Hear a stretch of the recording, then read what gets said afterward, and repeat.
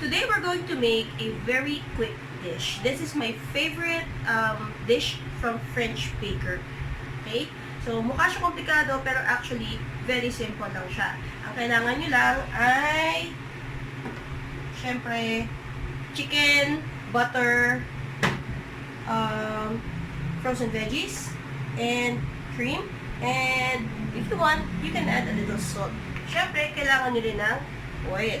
Okay, so what we're going to do today is my rendition of French baker's chicken a la king. We're heating up our pan and then lalagyan na natin siya ng konting olive oil. So, konti lang kasi ang kailangan lang naman natin ay huwag masunog kaagad yung margarine kapag nilagay na natin siya sa init. Okay? So, just a little bit. Tandaan po natin, ang olive oil ay masyadong mababa ang kanyang boiling point. Kaya, yun na natin si butter. We'll just melt the butter. Oh, this is actually margarine, not butter. I'm sorry. So, we'll just melt the margarine. Pag sabihin nyo masyadong marami, hindi naman, sakto lang yan. Kasi nanggagaling din sa margarine yung lasa ng ating chicken a la king. At saka pati yung scent niya. Okay? So, melted na siya. Ang una nating ilalagay ay yung chicken.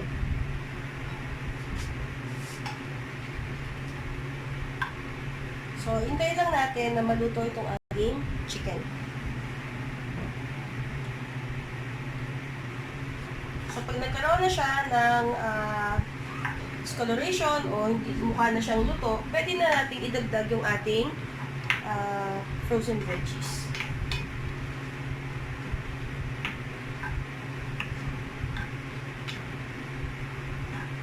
Yan muna natin siya dyan.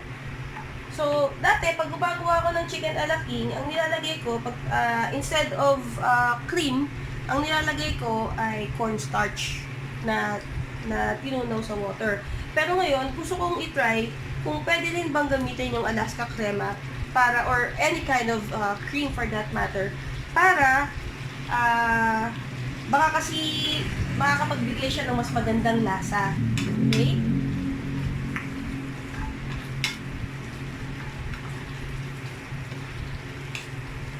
Okay. Medyo i-turn lang natin kasi yung iba, luto na yung isang side, pero yung isang side, hindi pa luto. That's why I like tongs better when I'm cooking kasi mas madaling mag-pick up ng meat, ng ingredients. Yan, mas madaling sana siyang namin. Okay. Lagyan natin siya ng salt. So, this is pink Himalayan salt. Okay lang, kahit ordinary salt. Nagkataon na kasi na available na siya, kaya yun na lang yung ginamit ko.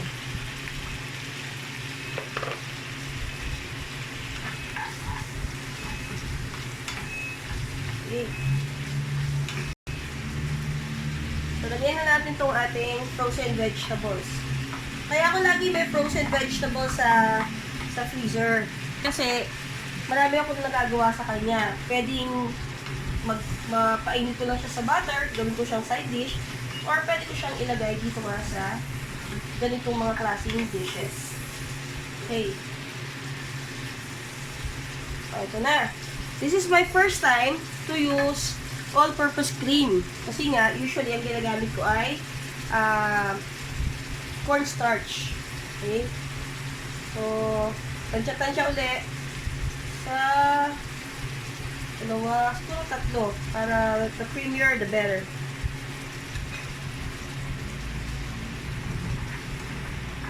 Yun! Oh, mukhang maganda. Okay, kasi experiment din to on my part.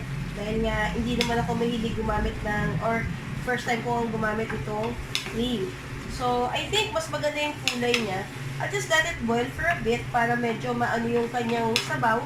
And then, this is done. So, you see, I told you, this is just a very quick dish. My rendition of chicken a la king.